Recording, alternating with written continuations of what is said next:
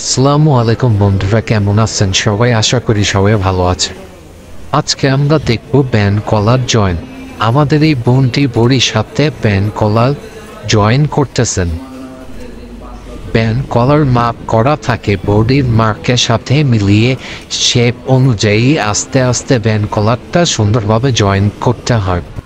যদি mark follow করা না হয় তাহলে শোল্ডার পয়েন্ট আপ ডাউন হয়ে যায়। অবশ্যই আমাদের mark to mark band collar খুব সুন্দরভাবে মিলিয়ে জয়েন করতে হবে। ভিডিওটি ভালো লাগলে লাইক কমেন্ট শেয়ার দিয়ে আমাদের পাশে থাকবেন, আর আমাদের ফেসবুক পেজটি অবশ্যই ফলো দিয়ে রাখবেন। ধন্যবাদ সবাইকে।